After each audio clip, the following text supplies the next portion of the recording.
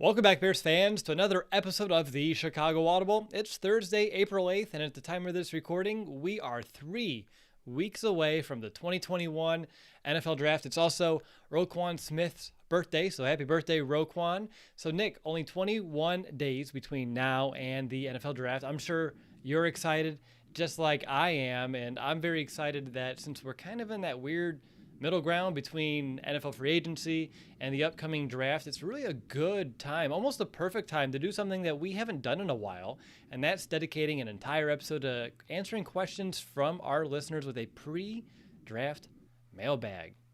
How do you feel about that? Yeah, it's been a while, so it's good to hear from the fans, see what they're thinking, what kind of questions. There's always a lot when it comes to the Chicago Bears, so it is that perfect middle ground to just answer some of those questions and see what we're really thinking about. I know that's what our fans like to hear, and yeah, and like you said, 3 weeks away, Will. I'm ready for it to be here because there's just so much speculation. Oh, this guy's not going to be there. This guy's not going to be there. All this, but yeah, 3 weeks away can't come soon enough. All right, we're almost there. We're almost there. Of course, I'm your host, Will DeWitt. You just heard from Nicholas Moriano, who is my co-host. And Nick, I know we have a great slate of questions here in front of us. I want to thank everyone in advance who did submit their question here for the show. Very excited to get to those. Before we do, Nick, I saw yesterday on Twitter that you were starting to come aboard a little bit with my wide receiver from last week's mock draft episode. Do you want to tell me more about it?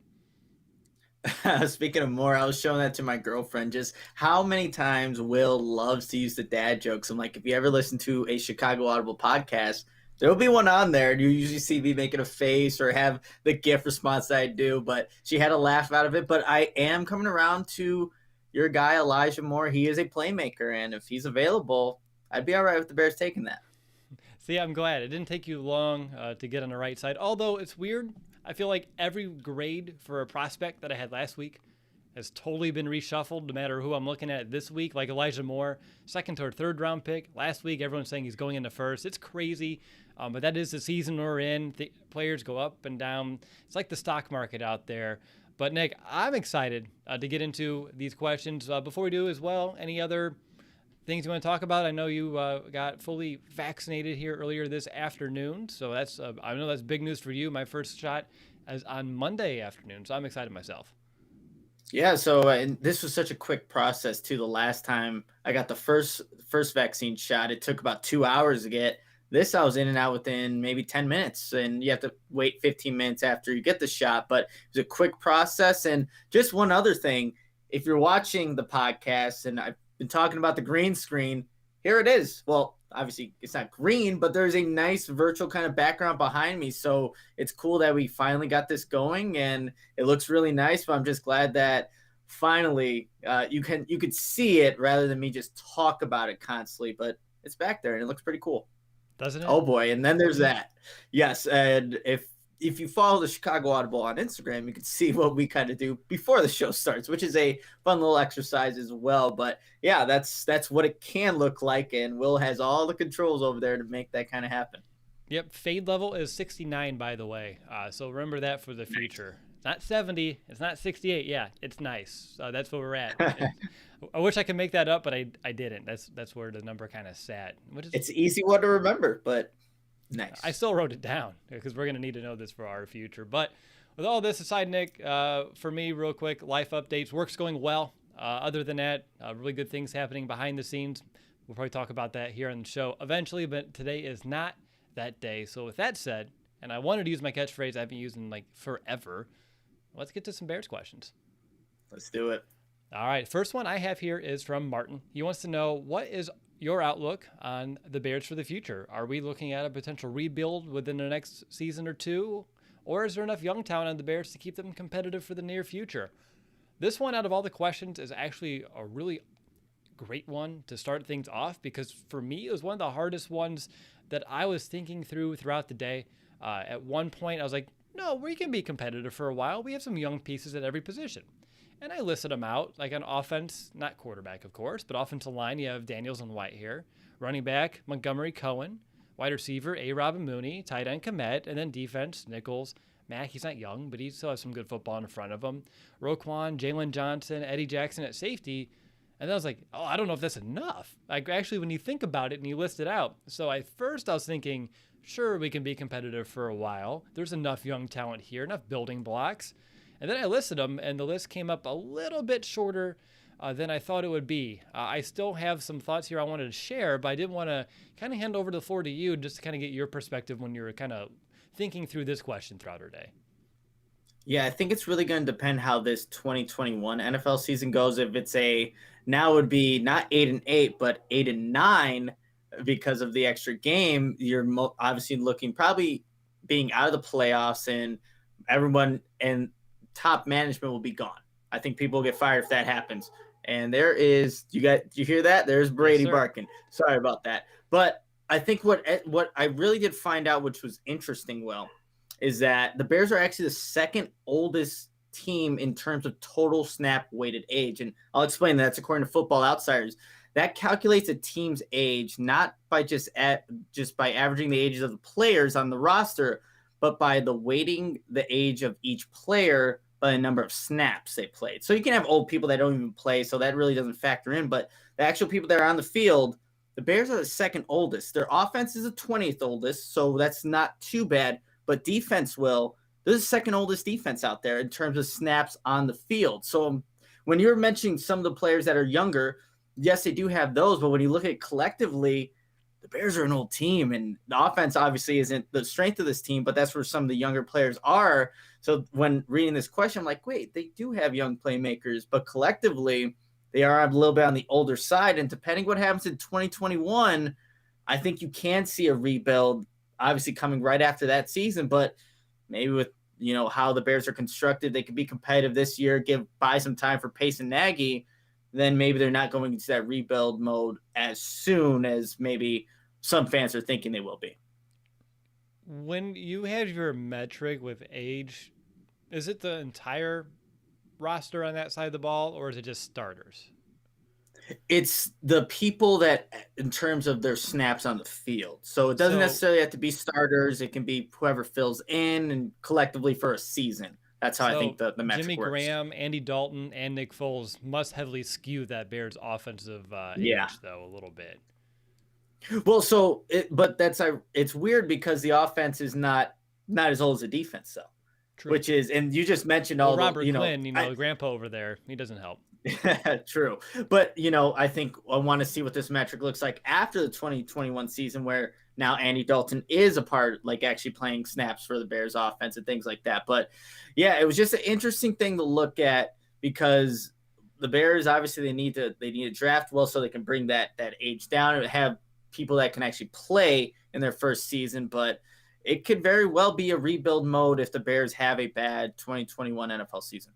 And it's not even the output on the field, at least when I'm looking at this question. It really depends on some of these free agent signings that we've had that you and I think could have potential of being here for at least a few seasons on both sides of the ball, as well as how good or bad Ryan Pace drafts this year. Because if he botches this draft class, we're in trouble. Or if he doesn't invest in some key positions like offensive tackle, next season, even though there's going to be more money to spend, we're going to be in a bind. So it's really going to be interesting, at least for me, taking the wins and losses aside, just to see how this Bears team approaches filling these holes for this season versus, and unfortunately, I think we're getting to a stage where Ryan Pace doesn't have a lot of this, or maybe the luxury of having this, but some foresight for the future to get some building blocks, not for 2021, but 2022 and beyond. Because he did a good job of taking an old team and totally rebuilding it once.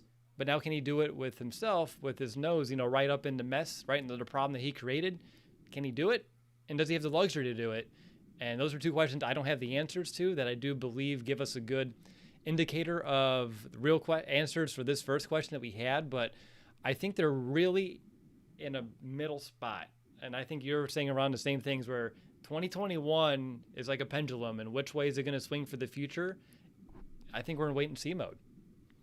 I think so too. I think the thing is too, the Bears were supposed to be on schedule for 2019 and 2020 to be really big years for them because obviously I think 2018, the record wise came a little early, 12-4 after having a 5-11 season the year before. And 2018 was, maybe a little premature of what was actually to supposed to happen. But in 2019, 2020, I bet you if you would have looked at the metric, the Bears would have been, pretty good in terms of age and where they wanted to be, but it just didn't end up going in their favor. And that's why they're in the spot that they are right now. I would love to. I know some people are drawing those parallels, as I mentioned, about the age and being one of the older teams in the NFL is very similar to how when Pace walked in the door. I wonder how the age, though, compares to what it was previously, because I just feel like the NFL as a whole has gotten younger. So even though they're an older team, I still think, and again, I need to go back to check the data to find out that they are still technically younger. Because I felt like the Bears' average age was getting close to 30-ish when Pace came in. I still believe, I don't know if you have the number in front of you, but I thought it was like 28, 29. Yeah, so the offense average age is 27 and a half years old. Defense, ironically, is also 27 and a half, but they're the second oldest unit. Then you have special teams at 27.2. So, all right, see, 28. I rounded up. That's where I got my number from. We'll just move on to the next question here. It comes from OD Bears. Maybe it's Odd Bears. That makes more sense to me. In our opinions, what would we consider a reach when it comes to quarterback in this draft? Obviously, if any of the top five guys fall to number 20, Jones, Fields, or Lance too, you take them. That's not a reach. There's no questions asked. But in terms of at least me personally trading up, I'm skeptical of trading into the top five. Really, for any of the remaining players outside the top two that seem pretty set in stone. To me, the price may be too high. The draft pick may not be a quote reach, but for all the capital the Bears would have to give up. Potentially. I'll kind of hold some other thoughts, but I did want to get Nick, you an opportunity to chime in here as well. Yeah, and I just took this kind of generally. I think if you would ask most people looking at what the 49ers are maybe potentially going to do at number 3, drafting Mac Jones, I would think most people would think that is a reach, just considering his athletic ability, lack of movement outside the pocket, the arm strength. Those aren't Mac's strengths, but he processes so well, and he's a leader, can run the offense that the 49ers think, let's go get him at number 3 if that's what ends up happening. So I would think most people would think that may be a reach. But other than that, like, I agree with you. If it's not, Lawrence or Wilson, and then whoever the 49ers take at 3, like, are you going to move up and give, 3 first-round draft picks to go to number 4 for Atlanta's pick? Like, that's, it's a steep, steep hill to climb. And I know we have other questions pertaining to the draft, so I don't want to go into it too much detail, but even like a guy like Mac Jones at number 3 overall, yeah. And like that could be considered a reach. And if the Bears had an opportunity to draft him at 20, like, yeah, that you're all for it. But at number 3, it almost seems like it could be a little too much. But if it's for the right player, for the right system, and Kyle Shanahan believes that, then you go ahead and do it. What about at pick number 20, though? Because for me, if it's not one of the top 5 guys in this draft class, I wouldn't do it. Guys like Mills from Stanford, Trask from Florida, and Mond, if they're sitting there in the first round, which they should be at 20, I think that would be considered a reach if the Bears went in any of those directions in the first round, if they stayed put. Yeah, I agree with that. And, the guy that, and I'll give you credit to Goodwill, Mond is a guy that I've watched I was watching a lot of tape of him, Will. And credit to you. But I could see, so it would not surprise me. I'm not saying it's going to happen. It would not surprise me if he were to get jumped up in the first round. Maybe that's crazy. That's a hot take. I don't know. But I just seeing what he's capable of and just all the traits that he has, that's a first round quarterback. And so if he gets drafted, on day 1, I told you so. But I think he will be a day 2 pick, but that's the one guy out of those 3 that you mentioned, Mills, Trask, and Mond. If there's one that could potentially sneak into the first round, I'm going to put my money on Mond being that guy. And then real quickly, I think second round makes sense to at least bring up for me. I do believe talent-wise, when you're looking at all the talent in this year's draft class, I still say the 3 guys I just mentioned in Mills, Trask, and Mond at 52, I would still call it a reach in terms of talent. When you're looking at some of the other prospects that should be on the board around there, but this is a premium position. So if the Bears felt like they had to get one of these guys, if they really felt they would have maybe traded back in the first and got him, or if they just know they won't be there in the third and this is their only opportunity, it may be a slight reach, but it'd be one that I would accept more than trading into the top 5. I agree with that. And I think that's where, if the Bears are going to draft a quarterback, look at that second round draft pick being possibly where they kind of do it, because it's like you said, it's just so much to move up. You have to be within the first 5 picks almost to get one of those top 5. It could be, 4 quarterbacks, 4 picks. It really realistically could be that. So the Bears aren't willing to get into the top 5, then you're missing out on one of the top 5 quarterbacks. Yeah, exactly. And heck, picking in the top 5 and getting, sloppy thirds or fourths, it still doesn't even really do anything for me at this stage. Again, you're rolling your dice on every one of these guys as well. So you're just hoping for the best. And if you're going to roll the dice, and I feel like I'm getting ahead of myself because of some of those similar questions, and it's probably why it's fresh in my mind. So I'll bite my tongue. To me, that's a big reach in terms of everything you'd have to give up just to have that pick in general. Let's move on to the next question. Speaking of trades and what you're going to do here, Mason West, our good friend Mason, his question, you're Ryan Pace, and you get simultaneous calls from the Falcons and Seahawks.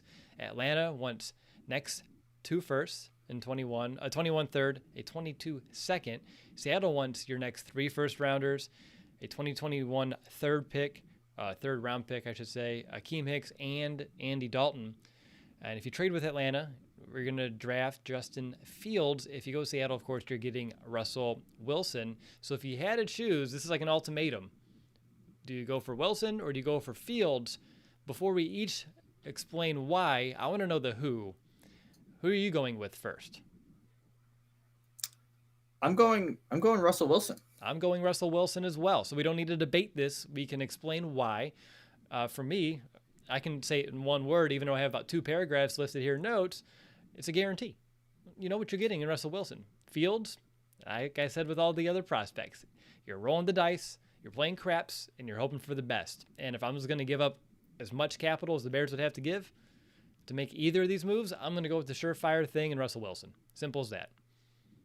Well, that was a lot of what my notes were saying. And apparently the Bears already offered 3 first-round draft picks, a 2021 third rounder, and 2 starters for Russell Wilson. So if they're calling on draft day and I'm Ryan Pace and I pick up that phone, what I'm going to do, I'm going to make sure my hair looks really good for the photographers, the video team, so I can remember that moment when I save my ass as a GM and also the Bears organization because I just traded for Russell Wilson. So look, that's the big thing here.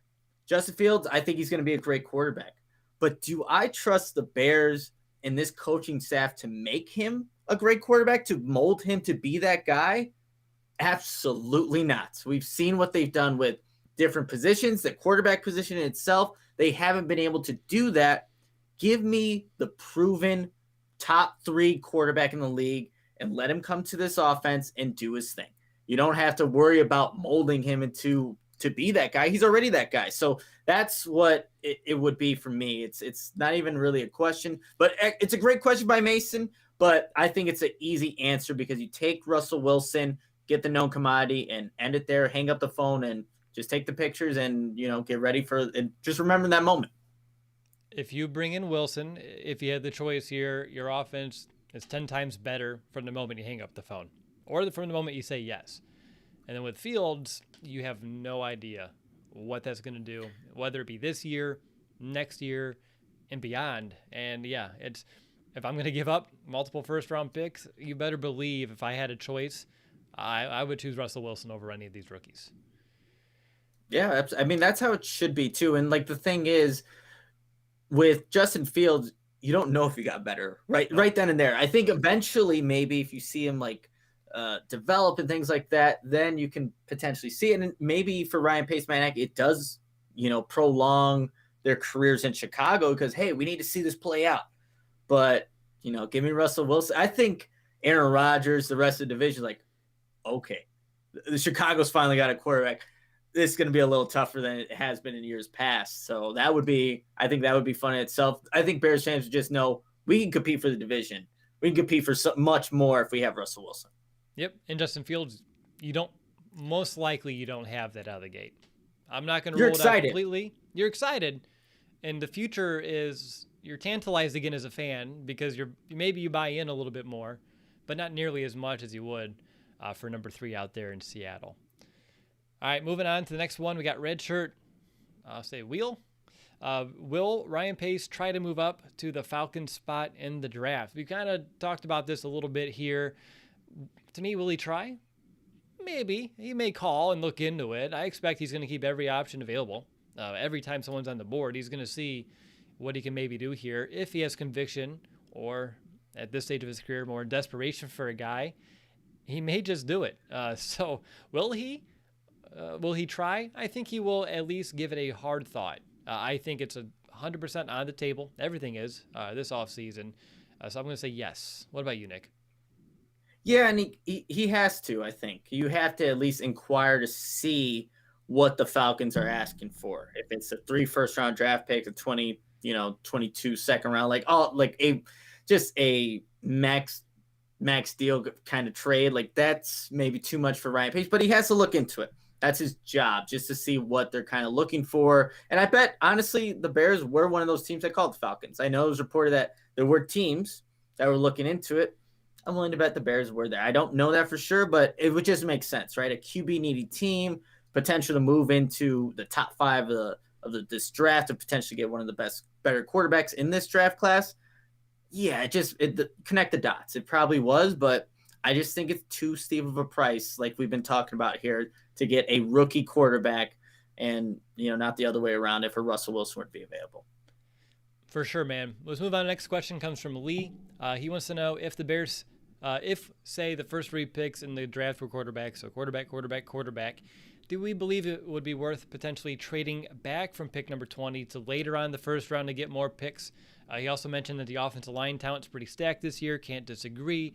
So maybe we move into the 26 to 32 range and then get an extra second or a third round pick as well.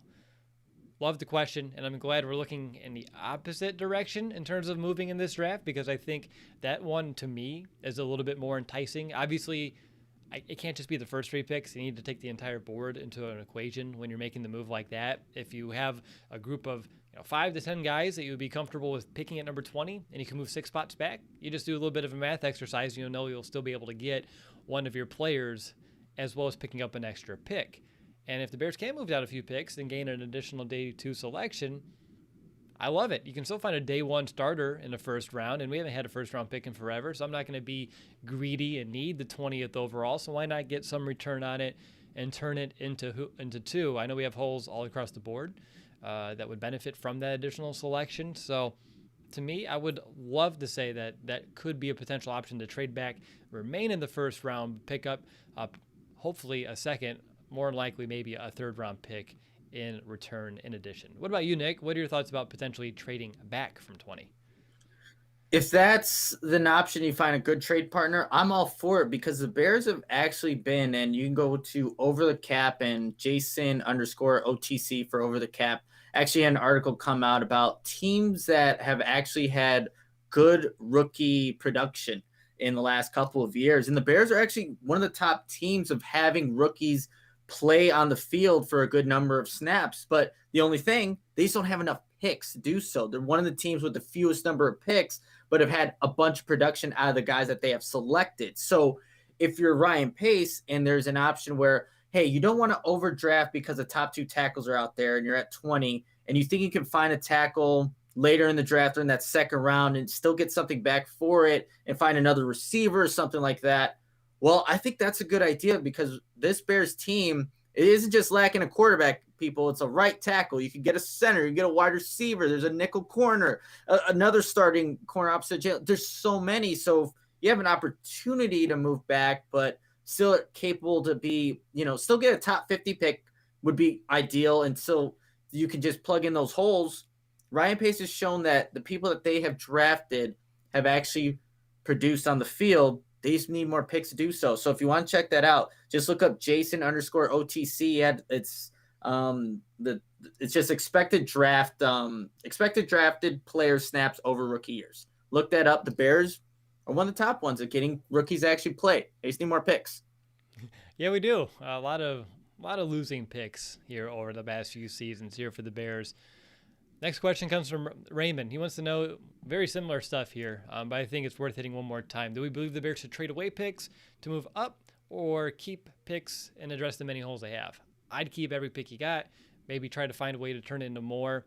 I think this kind of brings every question that we've already answered into one big bubble here. I can't, again, imagine risking everything to move up just to roll the dice, because we talked about that cusp year we're at, right? The rebuild versus maybe not having to completely rebuild. If you trade up and you get rid of 2 to 3 first rounds in your future and you miss on that quarterback, A, Ryan Pace is gone before those 3 years are up, and B, we're delaying another rebuild by a ton, just because you're going to be losing all that draft capital. So it's hurting us today.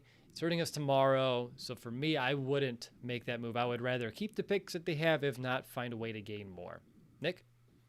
Yeah, and well, I didn't give you the heads up on this one. So that's actually Ramon Cervantes. That's actually my uncle who commented on the question there. I thought if it was an E at the end, I would have said Ramon, and I really debated how I wanted to pronounce it. So this is Nick's uncle. That's tremendous. That's cool. And we call him Peachy anyway, so it all works Peachy? out. But this is Peachy. Yes, this is Okay. the famous Peachy. So I literally wrote an article kind of pertaining to this question, what the Bears should do with the 20th pick and like whether or not they should move up.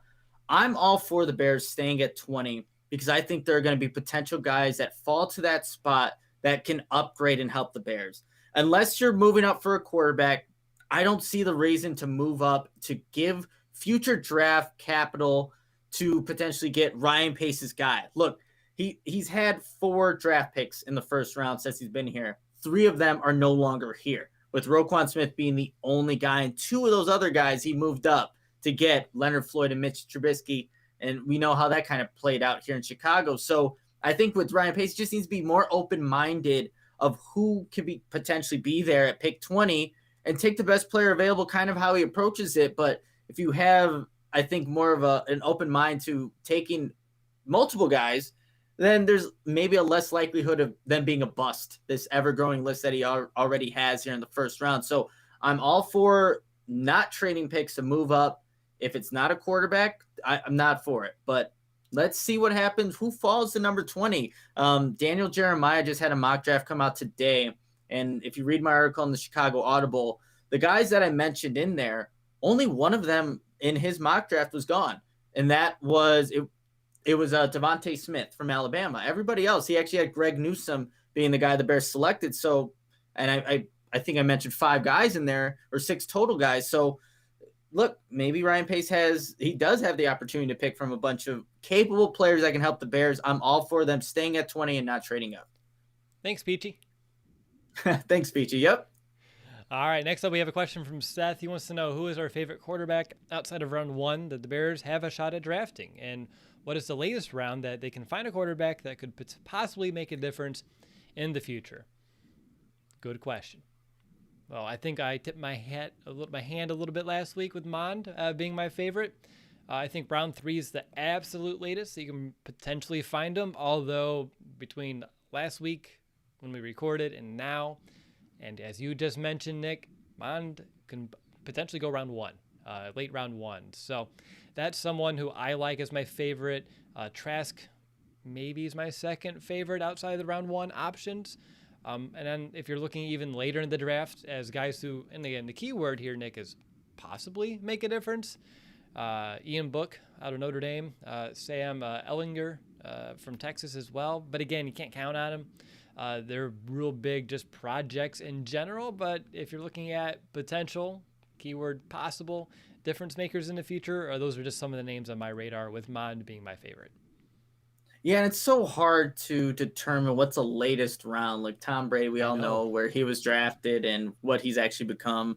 Like maybe it's a guy like Jamie Newman from Wake Forest, like a 5th or 6th round draft pick. Can he become something? I don't know. I can't tell you that. I don't think most NFL teams can really tell you that right now. I know when I saw him at the Senior Bowl, he was very hit or miss, very sporadic. So it's like I can't give you any indication of whether that a guy like that can actually become something. But like Will, I really liked watching more and more tape of Kellen Mond. I know that puts a big smile on your face there. Well, I watched Davis Mills first before I started going deep dive into Kellen Mond, and there were a lot of things that I liked. But what concerns me and why I don't think the Bears would do it, it's similar to Trubisky not having the college experience, the 1 year starting, and then I just saw a lot of the inconsistencies down the field when throwing the ball. I'm like, man, is this just going to give the Bears flashbacks? Like, oh, well, we had a quarterback that couldn't hit downfield throws and didn't have very many starts in college. And are we even going to be here to see this guy on the field when, a year from now? So I don't see it being that with Davis Mills. But like I said, when I watch Kellen Mond, it's just a strong arm, can deliver an accurate pass when people are in his face, scans the entire field, athletic. He's an anticipation thrower. Like it, I was just watching and smiling and then kind of like grinning, like, man, Will like this guy so much. So I have to give him credit on the next show. So yeah, that's a guy that I really like outside of round one for quarterbacks that the Bears could potentially have a shot at. And something I've learned a little bit more about Mond since we did the mock draft, and again, that's why we do those exercises, but I came across some stuff this week. His supporting cast wasn't good last year compared to what he's had in previous seasons, and yet he was still able to excel to a pretty high mark. So that's what I like. You do want quarterbacks that can kind of elevate the level of the guys around him. I've said that plenty of times here on this podcast before. I'll say it again. So that's someone who I think can do that. So that's another reason why I like Mond. And real quickly on Ellinger as well, just watching some of him in preparation for this show. He also has a very strong arm. I think he threw a ball like 70 yards some odd in one of his pro days or just one of his workouts. So it was like on Instagram, one of those stories. And then just watching some of his film, able to put the ball in tight windows. Isn't a true dual threat, but he can do stuff with his legs to make defenses keep him honest.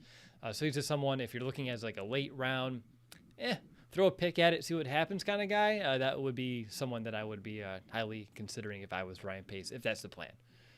Up next, question comes from Jeff, and he wants to know, who are the third-round quarterback prospects we should be excited about? And from that, Nick, I don't know. Do we have anything more to say? I just wanted to make sure first. I feel like we've hit it pretty good on this position so far. Yeah, like maybe a guy, I don't even know if he's maybe day 3. I'll just give you day 3, not even round 3. But like Felipe Franks, he was a guy that I also saw at the Senior Bowl a little bit. But yeah, it doesn't get too enticing with some of these guys because I think most of them, like you mentioned, like an Ian Book, projects, guys that you're gonna maybe they're backups, and that's all they end up being. And I could be completely wrong. Someone can break out and be the next Tom Brady. Who knows? You never know. But it's just I'm not too interested really. But if you are gonna do like a Sam Ellinger, like okay, it's one of their 4-6 round draft picks. Sure, why not? Let it be one of the quarterbacks. If the Bears are gonna draft a late round quarterback, let it be with one of those 6 round draft picks because you have 4 too many already. Yep.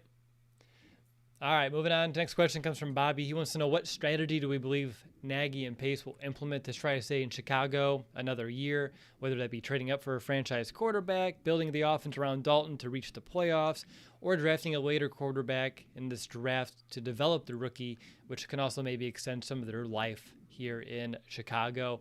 And then Brandon had a very similar question, not our old Brandon Taylor. Wanted to know, would we rather see the Bears build around Dalton or focus on finding that future quarterback in this draft? I think those are a lot of great questions, all kind of compressed into one jumbo question.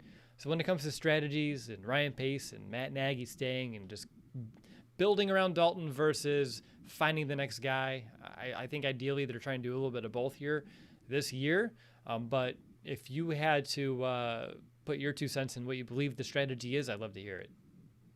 I think what the Bears will end up doing is a little bit of both, but it's not so much building around Andy Dalton.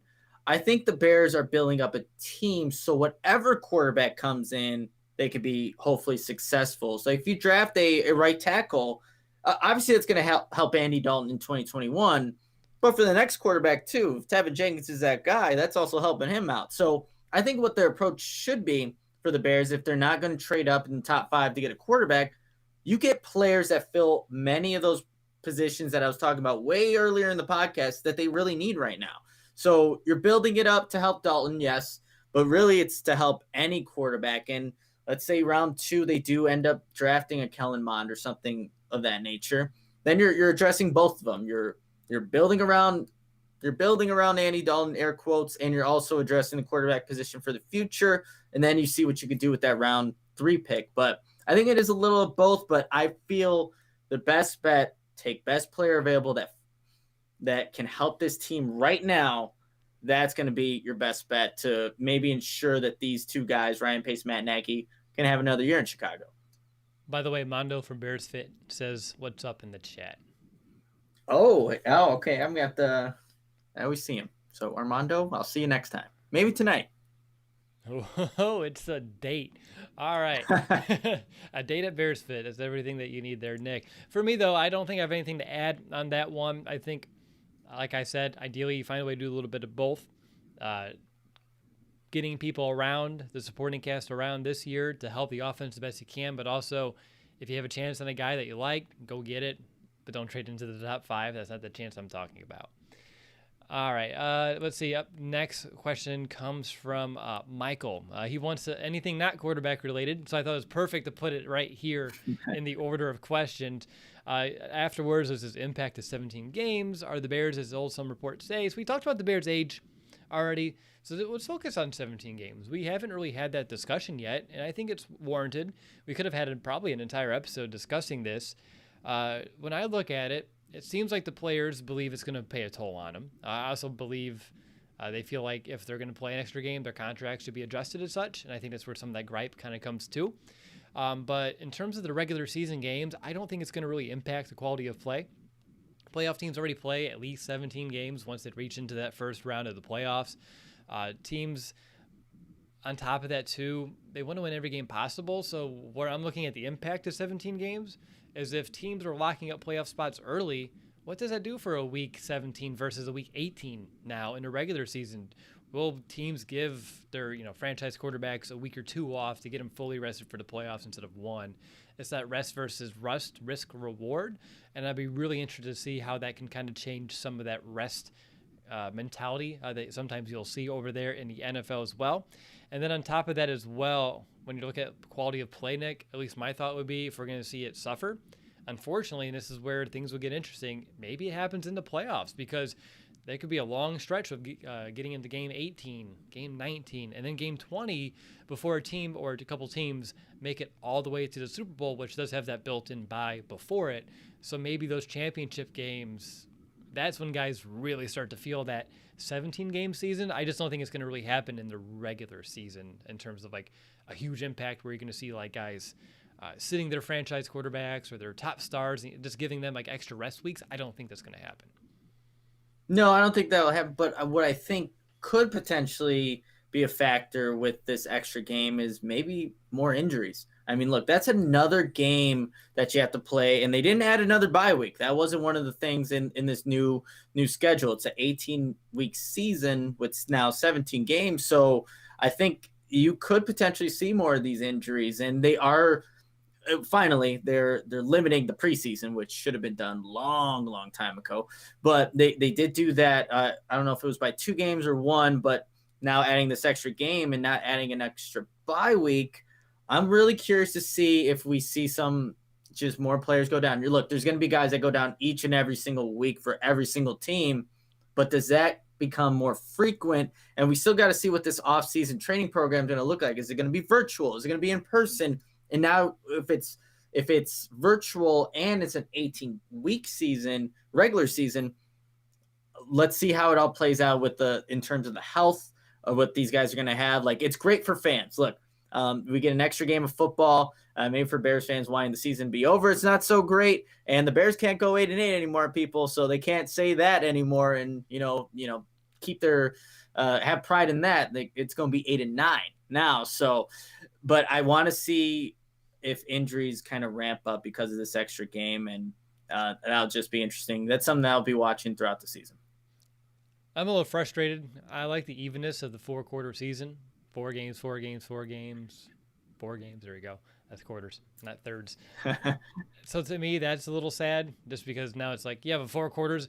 I guess the 18th game, or 18th game, the 17th game, the 18th week is now overtime, if you want to call it, if you're looking at how it works out.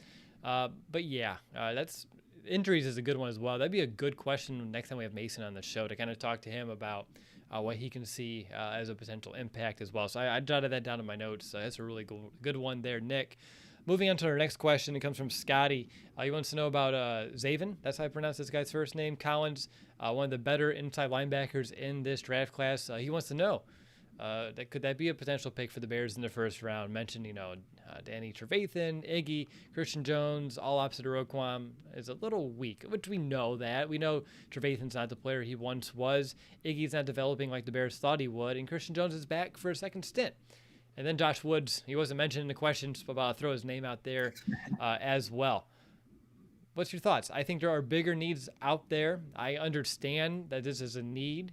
And I also said earlier we need to have some foresight to kind of fill some holes for the future. I just don't think the first round at inside linebacker, which is the position we drafted the last time we had a first-round pick, to me it's not such a pressing need, even maybe in 2022, that I would invest the first-round pick in it right now. I agree with that. I think Zaven Collins, I think is going to be a really good football player. But if that's the pick, day one at pick 20, Bears fans will lose it because they'll be angry with the pick. I already know that. And he hasn't done, obviously, anything for the Bears yet, or it could be an all-pro like Roquan Smith, but Bears fans would lose it. And I think that would be the consensus because that does not address an immediate need. Someone like if there's, I'll mention his name, you got Tevin Jenkins at right tackle or, wide receiver that could potentially help. And if you draft Zaven Collins to add on and the Bears can make do with who they have at inside linebacker, Roquan Smith, Danny Trevathan, and combination of the other guys. If he gets injured, they can make do with that. But if you draft him, Twitter is not going to be a fun place. That's all I know. We'll be live, obviously, breaking down the pick, but that would be the consensus, no doubt. And I don't care how good he becomes or what ends up happening. That's what I know would be the reaction if they got an inside linebacker at pick number 20. You're not wrong. There would be anarchy in the streets around the world because Bears fans were global. So wherever we're at, we'll be throwing ourselves probably a little tantrum if that did happen. But yeah, again, just looking, we have holes on offense we need to fill. We're down 2 starters on defense still. Safety and nickel corner that we don't know what we're doing yet. So for me, inside linebacker, although the talent's great and I can understand the need for the future, and I did say earlier in this episode, we need to start thinking ahead. This may be a little too far ahead, and I don't think the value is just there, considering the other opportunities that the Bears have across this roster. All right, moving on to our next question comes from Shadow, which I saw in the chat. Shadow's always great to see you. You want to know what corners do you think the Bears could still be targeting, and do you think a replacement for Charles Leno Jr. is still possible? And then a third question, and it's okay to have 3 questions here, Shadow. You've been, a moderator for us for some time, so I'm okay with taking some time to talk about your questions. Do we still see Anthony Miller being traded? And I think the last couple of days kind of shed some light on that situation. But Nick, I'll go ahead and let you begin. Corners, Leno Jr. replacement, Anthony Miller. Yeah, so corners, I think if you would have asked me about the Bears potentially drafting corner in the first round, I would have said absolutely not. No way the Bears should do that. But I've come to the idea that if the right guy is there, like I mentioned Greg Newsome II earlier in this podcast, like that would be a homegrown kid coming in. And I think he can play some nickel corner to start off and then transition once Desmond Trufant is done with his 1-year contract here. That's someone that fills a hole and will fill a hole on this roster down the line opposite Jalen Johnson. So that's a guy that we both talked about in our first mock draft, Will, being a nickel corner. Elijah Molden is another guy from Washington who would be an immediate starter, but maybe some under the radar corners that the Bears could be potentially looking at. Darren Hall, San Diego State, 5'11", 188. He graduated with a degree in journalism, so I like him already, but showed up in the Senior Bowl, has some good press man skills, maybe someone the Bears could be looking at. And then Thomas Graham Jr. was a guy that really impressed me from Oregon when I was at the Senior Bowl as well, and just very productive in his ball skills and just being very sticky. Again, that word comes up when on a Bears podcast. But yeah, those are some guys that, I was looking at some earlier, obviously, in the draft, and some later. And then I forget, there's 3 questions. Sorry. Hold on. I can talk corners first. Go ahead. I mean, yes. we can go topic by topic here. That way we're not all over the place. You didn't mention Caleb Farley from Virginia Tech, who's another guy who I like a lot. That's someone that you can potentially trade down later into the first and still snag. So that could be a potential guy on their radar. And then you mentioned guys later in the draft. I like Robert Rochelle from Central Arkansas. Ryan Pace likes the small school kids. And then I'm going to say Ambry Thomas, Ambry. I don't get paid to pronounce his name yet or at all, but he's out of Michigan. Guys have great ball skills, both of them do, strong athletic ability, and I think they can be coached up to be starters in this league. So those are just some guys, early as well as later to mid in the draft, that I would potentially see on this Bears roster or radar, maybe the roster. And then potential replacement for Charles Leno Jr. still possible. I'm curious your thoughts on this, considering you're really high in Tevin Jenkins, who I believe projects as a right tackle, so it doesn't really help the Leno Jr. scenario. It doesn't, but if Christian Darrisaw from Virginia Tech, Caleb Farley's teammate, is there at 20, like that's somebody that, depending on how Charles Leno plays throughout the season, and I know he has a pretty good cap hit, you may see Darrisaw a little earlier than expected. Maybe Liam Eichenberg from Notre Dame, who's also played left tackle there, and the connection between the Bears and Notre Dame players. There's a bunch of them, a bunch of Irish already on the Bears roster, so that could be potential fit. But I think the Bears, like you said earlier, they need to start kind of thinking down the road a little bit. And Charles Leno Jr. has been trending in the wrong direction, so that would be a good way of kind of addressing that position. Absolutely. And the last one is about Anthony Miller. Could he still be traded? And I saw a question from Casey in the chat, kind of a secondary one, so I think it makes sense to ask it as well about Anthony Miller. What's the lowest pick that you would give up for Anthony Miller? Say he's still around on a draft day type of trade. Look, I don't know what you're getting for Anthony Miller. I think fans thinking that you can get like a fourth or maybe in a fifth, I think that's kind of out of the question for Anthony Miller. He hasn't really produced, and I know the Bears gave up, good amounts just to get him in that second round in 2018. So, look, I think Ryan Pace is going to sell for like a 6th-round pick or something like that. That's what I honestly do believe he'll get for a guy like Anthony. He probably has a lot of upside. I think he can play. I do believe that. But if he could get a 5th, that's a win. If he can get a 5th-round draft pick, that's a win for Ryan Pace, the Bears, to get out of Anthony Miller. But I just don't see that happening. Would you give up? Would you take a 5th for him, or would you just keep him on the – I mean, he catches 45, 50 balls a season. I mean, his production – is that worth a 5th-round pick? And I know Darnell Mooney is a 5th-round pick, but you can't find Darnell Mooney every year. No, you can't. And I wonder if it's almost to the point where this is the second time now that Ian Rappaport or Adam Schefter has like kind of put this out there. I think the Bears want that out there. Like, that's how it kind of works. The Bears will probably call up one of these guys like, hey, we're trying to get some more eyes on Anthony Miller because we want him out. So you call up one of those guys, let him know that. And I wonder if it's almost going to become awkward for Anthony Miller and the Bears. Like, tried to trade me twice throughout the offseason. Like, I don't know. We know how Anthony Miller is. He's a pretty emotional kind of guy. Plays, you see that. You saw that in the last game he played. He punched someone right in the face. So I think that it could be tarnished. And I don't know that. That's just speculating here, but if a 5th-round draft pick comes in, we know what Pace can do in the 5th round. I'd take it.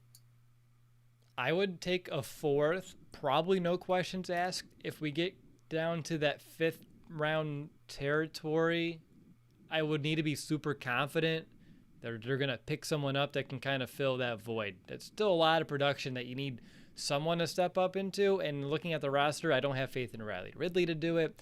I don't have faith in Javon Wims to do that as well. So I would need to have a plan in place, and you're looking at then one of your top, I would say, 3 picks of this draft, better go to that position to kind of fill that void. And I know you had a guy, I'm sorry, I don't remember his name. I know you're coming on board with my guys, but I'll remember you had a slot guy 3rd round that you kind of liked last week that could maybe, I can envision that being an interesting scenario as well. If you give up like a 5th, but then you use a 3rd to replace him. Yeah, that would be an interesting one. I see the comment here, Blue Bear 77. Maybe a win isn't quite the right phrasing, but yeah, for a 2nd-round draft pick to then turn him into a 5th-rounder, it's not the best scenario for sure. But if you can at least get something, like, look, you didn't get anything for Kyle Fuller, right? Like, the Bears they've been striking out on these kind of situations here. So anything that you can get a return, I think you're a little happy with it, because you couldn't even get anything for Kyle Fuller. And I think really COVID and everything kind of messed with the market that there was for corners. But yeah, so I think Ryan Pace will probably pat himself on the back. I got a 5th-rounder for the 2nd-rounder that I trade up for. Yeah, so I don't know. It's going to be an interesting situation to kind of watch, though. Still Still better than no return, as we've seen a few guys walk without getting any of those as well. So I'll move on to the next question. And then this is our last one that we can kind of discuss. We can discuss all of them, but then we can go a little bit more quicker in a rapid fire to kind of close out the show. So our last bigger question comes from Ken over at Windy City Gridiron. He's the Den dude. He wants to know if we can choose one road trip this year to go see a Bears game, all expenses paid. What would we choose? And he also wanted to make sure he understood that this was not an offer that he was giving us, which I found very unfortunate, but I'm still reluctant enough to go ahead and throw this question in. So, Nick, if you can take a road trip to any of the away games this year, where would you go? Just say where. I want to figure out where our locations are going. We'll kind of approach this like the Russ question earlier. Yeah, I'm going to Las Vegas. Okay, see, you already lost, so that's excellent. Because the real answer for you is nowhere, because you don't do road trips. True. I know that. I can't even get you down to Indianapolis in a car, so I don't know how I can get you to Las Vegas in a car.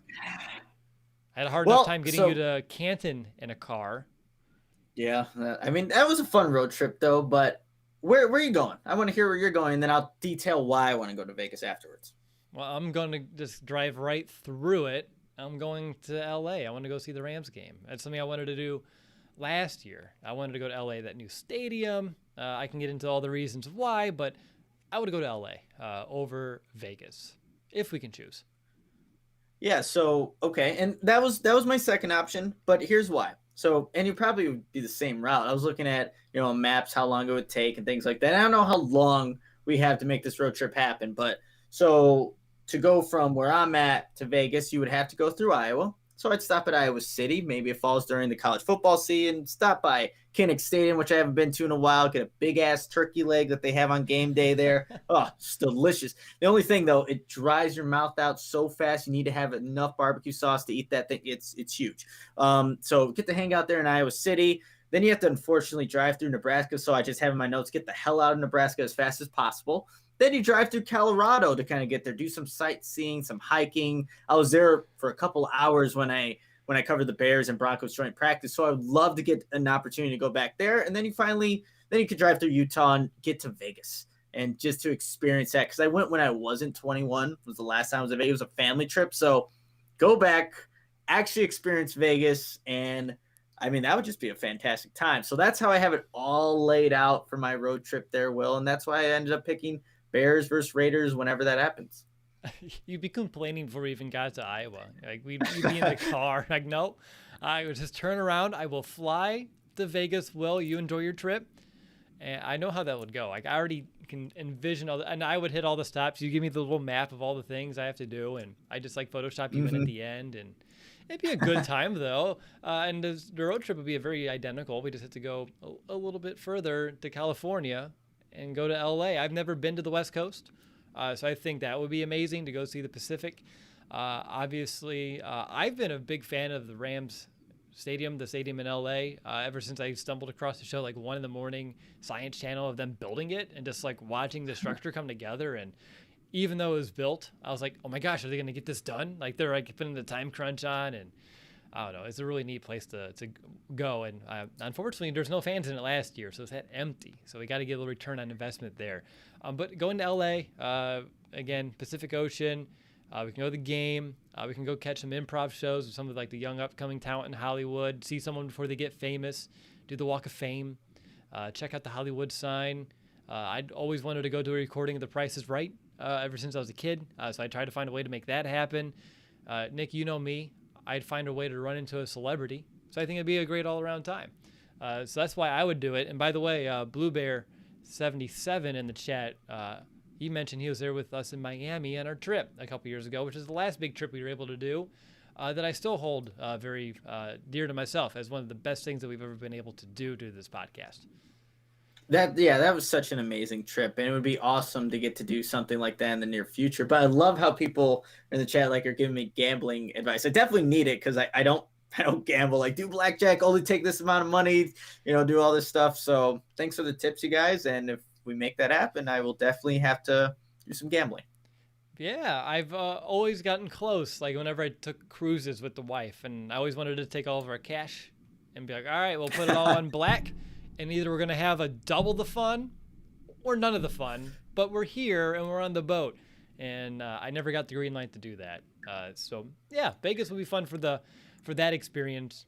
I think LA has its own set of perks that would be exciting for me as well. And I played enough GTA, I should know how to get around without any maps, so we're good. Is that There how you it go. works? I'm pretty sure that's exactly how it works. The same exact layout. You could just jump in cars and do all that stuff. It's exactly the same. All right, thanks for the question, Ken. That was a really good one. Let's go ahead, and I'm not saying wrap things up. We still have 7 questions here, a little bit more rapid fire. First one comes from Simon. Unless this one's a Simone, since Raymond and Ramon got me earlier, so I'm going to say Simon. But I'm probably wrong again. But he wants to know, were the Bears right to hold out on Allen Robinson, just given the way that the wide receiver market kind of settled in free agency? I'm really curious your thoughts there, Nick. I feel like still I would love a long-term deal for Allen Robinson. Yeah, I think that should have been the result that should have happened by now. And they have until what? It's mid-June to kind of get that situated. I really don't think it's going to happen. But the wide receiver market was, I think, a little bit lower in terms of what like Kenny Galladay and guys like that were getting. And Allen Robinson would have gotten more. So this franchise tag, it's underpaying Allen Robinson. So it's good for the Bears financially. Is it good for Allen Robinson personally? No. He deserves more than that. So it works out in the Bears' favor in terms of their pocket money. But yeah, like you, I would have liked to have seen Allen Robinson locked up long term because he's the best player, arguably the best player on the Bears, but definitely the best player on offense. Next question comes from Carrot Panda. If we win a playoff game with Andy Dalton, do we lock him down for a couple of years and have a rookie sit behind him? I want to roll out a rookie sitting behind him this season, but I'll digress. For me, honestly, it'll depend on what the season even looked like, and also that game. Did the Bears just sneak into the 7th seed again and, won a single playoff game, but got torched in a divisional round? And also, did Andy Dalton propel us to victory, or is he just on the team? Those are things that are kind of on my mind right now, and those are the variables for me. If he came here, he played ball, led this team to the playoffs, keyword, led this team, and then also had a good postseason win to be proud of, and we all feel like there's a little bit more potential, okay. I think those are a lot of what ifs, and a lot of things have to happen between here and there, but if that happened, then I can envision that being a potential scenario. But again, to me, it's not winning the playoff game, it's how you got there and what Andy Dalton's role was in it. How about you, Nick?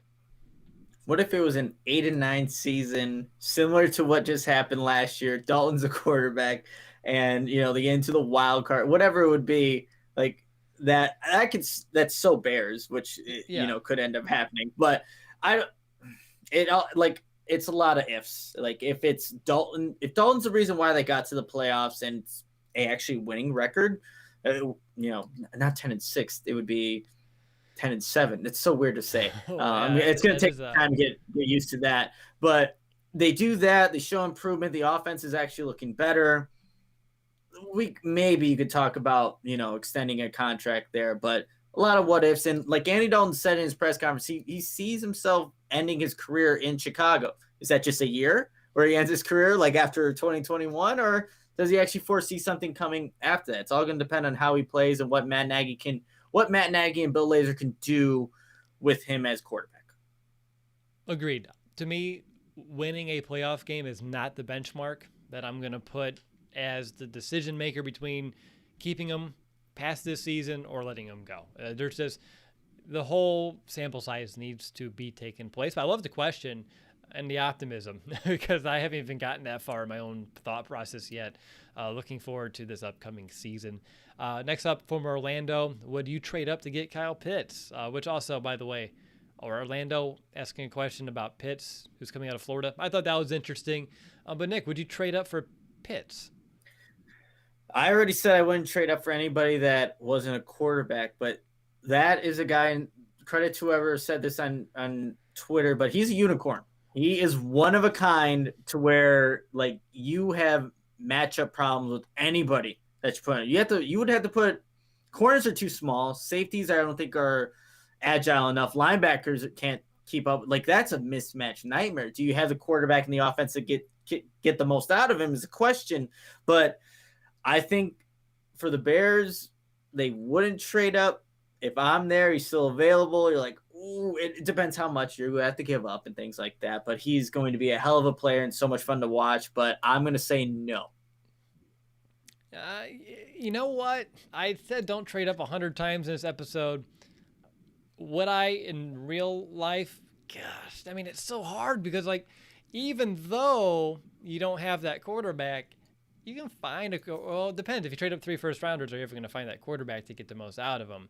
I guess that's the big question. Oh, your light was. Did you see that? Yeah, like just glowing. It's the Zeus thing that was happening earlier. Actually, Will, I think it also depends. What's your situation as a GM? Are you just in the Bears spot right now, or are you maybe the Dolphins, where or something like that, where maybe you're just getting a new coach? You're in the year 2, year 3. Like it depends on what situation you're in, or if you're Cincinnati or something like that, where you're just kind of establishing things and you move up to go get Kyle Pitts. Like, I think it depends on your situation. Are you sitting comfortably in your front office, or is it damn near burning on fire and you need to do stuff right now? That's all going to determine what you should and shouldn't do.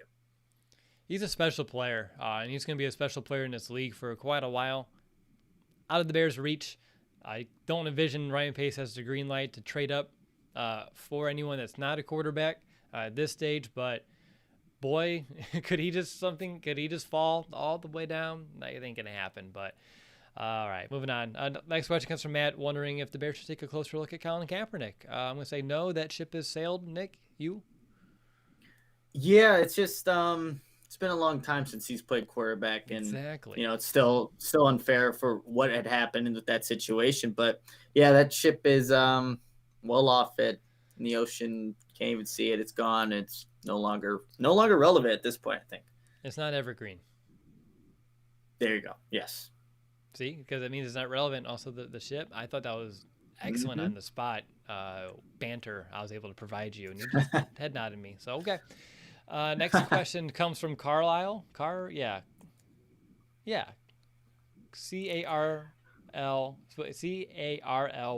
Is it? It's not Carly, right? I am completely missing where this question's at in the. Oh, I see. What'd you say? Carlisle. Sure.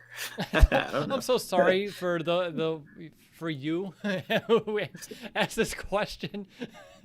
I need everyone to say, "Here's my name. Well, this is how you pronounce it in the most foolproof way possible." But let's get to your question real quick.